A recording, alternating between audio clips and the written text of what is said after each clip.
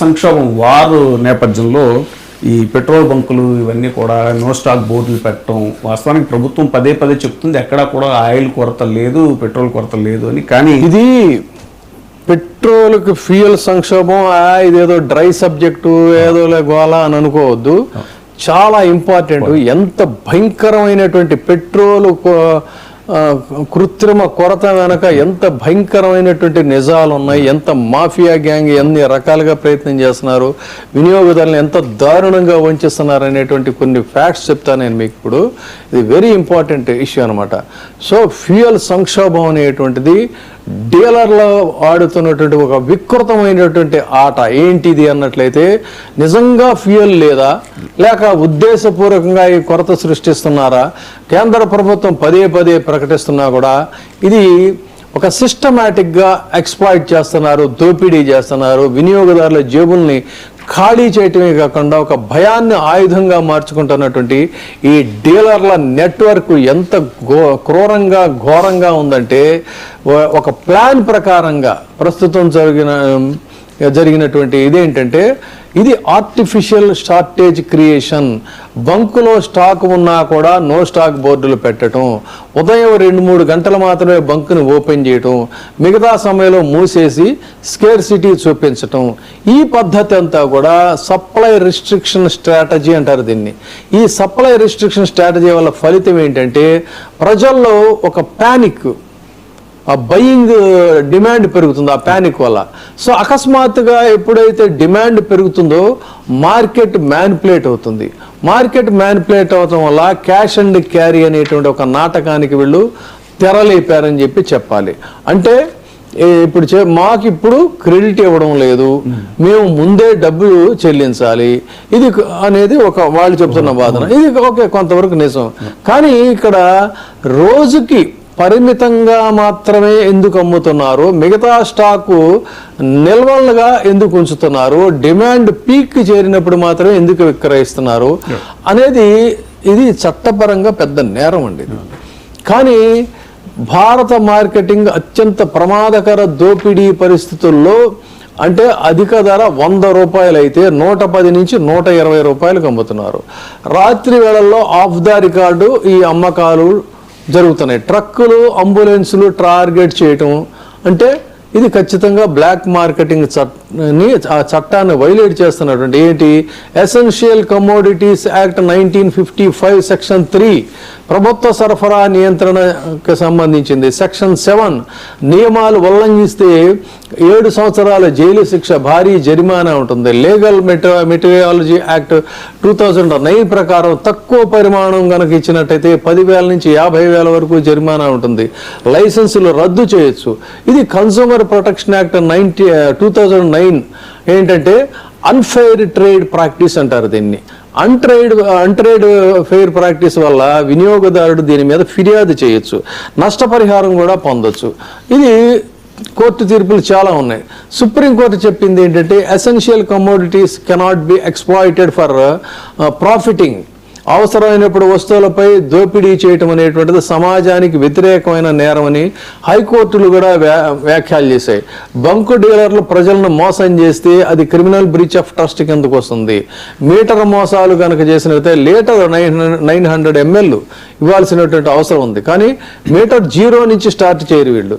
దాన్ని ఏదో గమ్మత్తుగా నొక్కుతారు, సెట్ చేస్తారు. ఇది చిన్న విషయం కాదండి. రోజుకి లక్షల్లో దోపిడీ జరుగుతూ ఉంది, లక్షల రూపాయల్లో. సో ఒక ప్యానిక్ క్రియేట్ చేస్తాం అంటే ఏంటంటే, ఇది యుద్ధం అనేటువంటి ఒక యుద్ధ బూచిని చూపించి సైకలాజికల్ టెన్షన్ క్రియేట్ చేసి సోషల్ మీడియాలో ఫేక్ న్యూస్లు ఫ్లోట్ చేసి రేపటి నుంచి ఫ్యూయల్ లేదనేటువంటి ఒక ప్రచారం కనుక జరిగినట్లయితే ఇదేమవుతుంది, సైకలాజికల్గా పబ్లిక్లో ఉంటే దాన్ని మ్యానిపులేట్ చేసుకోవచ్చు. మరి ఇక్కడ ప్రభుత్వం ఏం చేస్తుంది? ప్రభుత్వ వైఫల్యం ఏంటంటే తనిఖీలు చేసే పరిస్థితి లేదు, ఫిర్యాదుల మీద స్పందన లేదు.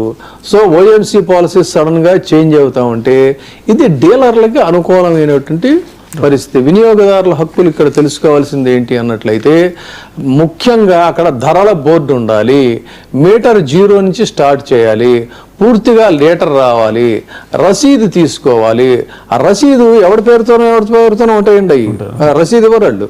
So consumer help line 1950 legal metrology department అనేది ఒకటి ఉంటుంది.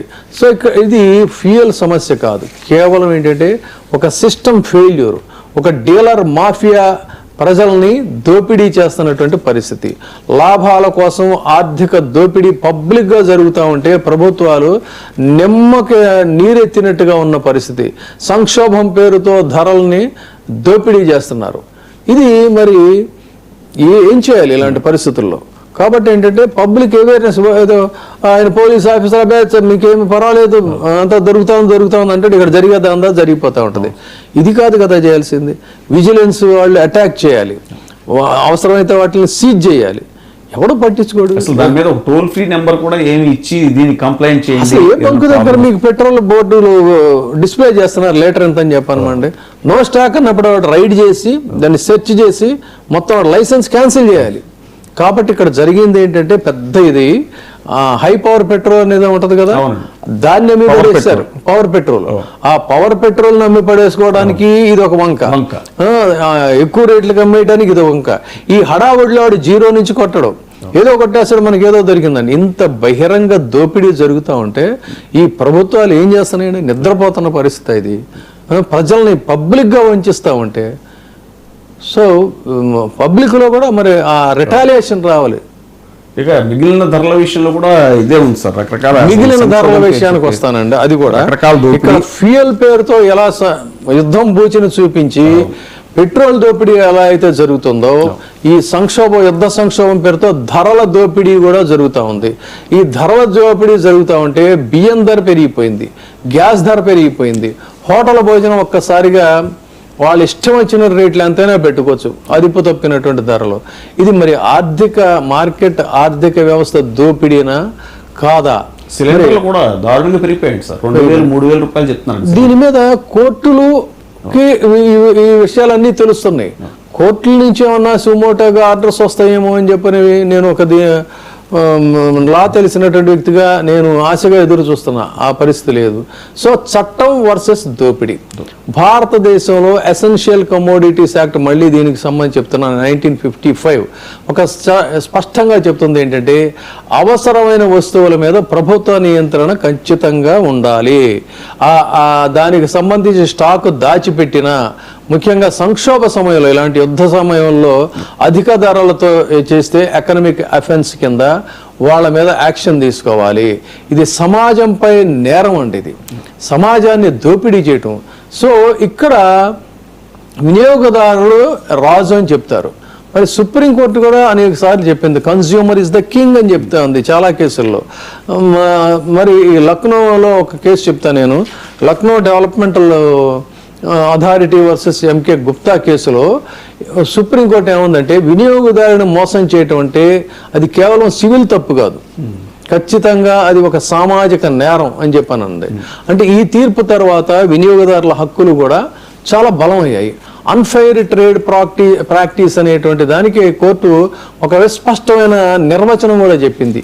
అన్ఫెయిర్ ట్రేడ్ ప్రాక్టీస్ అంటే ఏంటి అన్నట్లయితే Indian medical association versus VP Shantha ఈ కేసులో సుప్రీంకోర్టు చెప్పింది ఏంటంటే సేవలైనా సర్వీసెస్ అయినా వస్తువులైనా వినియోగదారుని మోసం చేస్తే అది కన్స్యూమర్ ప్రొటెక్షన్ యాక్ట్ కిందకు వస్తుంది. కాబట్టి ధరల దోపిడీ కూడా దీన్నే అట్రాక్ట్ అవుతుంది. కాబట్టి ఖచ్చితంగా ఇక్కడ ధరలు ఎందుకు పెంచారు, ఎప్పుడు పెంచారో, అది నేరమా కాదా అనే దాన్ని ప్రభుత్వాలు ముఖ్యంగా దీని మీద యాక్షన్ తీసుకోలేదు.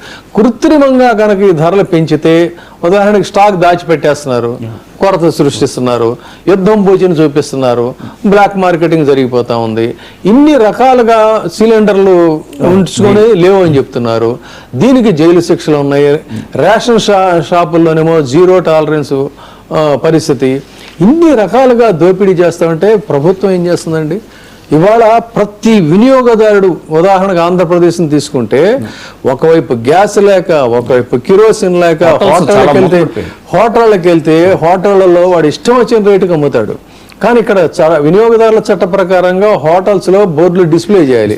ధరలు పెంచాలంటే ప్రభుత్వానికి ఇన్ఫార్మ్ చేయాలి, లేదంటే లైసెన్స్ రద్దు చేసి కేసు నమోదు చేయాలి. మరి ఇక్కడ చాలా కఠినమైనటువంటి హోటళ్ళు మీకు ఇన్ఫార్మ్ చేయకపోతే ఆ హోటల్ని మీరు సేజ్ చేయండి. మెనూ కార్డు ఉండాలి, డిస్ప్లే బోర్డులు ఉండాలి, ధరలు స్పష్టంగా ఉండాలి. సుప్రీంకోర్టు చెప్పినటువంటి దీని ప్రకారంగా transparency is the mandatory in the trade. Menu లేకుండా అధిక ధరలు కనుక వసూలు చేస్తే అది వినియోగదారుని మోసం చేయటమే. ఎంఆర్పి రేట్లు లేకుండా ప్యాకెట్ల మీద యుద్ధం అని చెప్పని రేట్లు పెంచేసేస్తే ఎంఆర్పి కంటే ఎక్కువగా మీరు కనుక దాని మీద ఛార్జ్ చేస్తుంటే అదే కదా జరుగుతూ ఉంది. ఇది నేరం, కన్స్యూమర్ ప్రొటెక్షన్ యాక్ట్ కింద వస్తుంది. సో దీన్ని కంప్లైంట్ చేయాల్సినటువంటి అవసరం ఉంది. హోటళ్లలో డిస్ప్లే బోర్డు లేకుండా గ్యాస్ దొరకట్లేదండి, టీ 30 రూపాయలు అంటాడు ఒకడు, టీ 40 రూపాయలు అంటాడు ఒకడు, టీ 20 రూపాయలు అంటాడు ఒకడు. Who are you to enhance the rate? దీనికి ఏది సపోర్ట్ చేస్తుంటే గ్యాస్ బుక్ చేస్తుంటే అది బుకింగ్ చేసుకోవట్లేదు. చూడండి, గ్యాస్ దొరకట్లేదు కాబట్టి హోటల్స్ లో మేము రేట్లు పెంచుతాం. రేట్లని డిసైడ్ చేయాల్సింది ఎవరు? కన్సర్న్ డిపార్ట్మెంట్కి ఇన్ఫార్మ్ చేయాలి. తర్వాత ఆ గ్యాస్ దొరకని కారణంగా 10 రూపాయలు 20 రూపాయలు డిస్ప్లే బోర్డు పెట్టండి. అక్కడ తింటే తిను లేకపోతే లేదంటే అవి ఏం చేయాలంటే వన్స్ ఫర్ ఆల్ శాశ్వతంగా ఆ రెస్టారెంట్స్ని, ఆ స్టాల్స్ని, ఆ హోటల్స్ని ప్రభుత్వం లైసెన్స్ క్యాన్సిల్ చేసి మూసేయాలి. అప్పుడు ఒక భయం అనేది ఉంటుంది. అంతేగాని బాధల్లో ఉంటే ప్రజలు ఆ బాధని, ఆ నిస్సహాయతని ఎన్కాష్ చేసుకునేటువంటి దుర్మార్గుల్ని, దోపిడీలని ఈ ప్రభుత్వం ఉదాసీనంగా చూస్తుంది. ఒకవైపు అధిక ధరలు, ఒకవైపు హోటల్లో రీతిన మ్యాండేట్ లేకుండా ధరలు, ఇంకొక వైపు పెట్రోల్ దోపిడీ. ఇంత పబ్లిక్ ఇంత సఫర్ అవుతా ఉంటే దీన్ని వదిలేసేసి ఆరోగ్యశ్రీ సేవలు కూడా నిలిచిపోతాయి. అదే చెప్తున్నాను, పబ్లిక్ ఎంత సఫర్ అవుతా ఉంటే ఒక అసెంబ్లీ అని ప్రజాధనంతో ఒక అసెంబ్లీ సమావేశం పెట్టి దానికోసం ఏదో తీర్మానం చేయడం కోసం రోజంతా మిమ్మల్ని మీరు ఆహా ఓహో అని భజన చేసుకోవటం, జగన్మోహన్ రెడ్డినేమో క్రిటిసైజ్ చేయటం, హెకిల్ చేయటం. ఏమిటి అసలు ఇది ప్రజాపాలన? ప్రజల యొక్క కష్టాలన్నీ గాలికి వదిలేశారు. గబాలన అమరావతికి సంబంధించి చట్టబద్ధత గురించి ఒక పావు గంటలోనో అరగంటలోనో తీర్మానం చేసి రిమైనింగ్ హోటల్స్ కనుక ఇలా ఇష్టారాజ్యం చేస్తే మేము తాట తీస్తామని చెప్పి అసెంబ్లీలో ఒక తీర్మానం చేయాలి. ఫ్యూయల్కి సంబంధించి ఏదైనా చేస్తే మొత్తం లైసెన్స్ క్యాన్సిల్ చేస్తామని చెప్పని ఒక ఇది చేయాలి. ఇట్లా ప్రజల కోసం ఇష్యూస్ని డిస్కస్ చేయాల్సింది పోయి ఇదేం గోలండి ఇది అసెంబ్లీలో? ఏమైనా అర్థం న్యాయం ఉందా? పోనీ ఆలోచించండి సార్. ఇంకో ఫైనల్ చిన్న టాపిక్ ఏంటంటే, ఇక్కడ తెలంగాణ ఇష్యూకి వస్తే కవిత గారు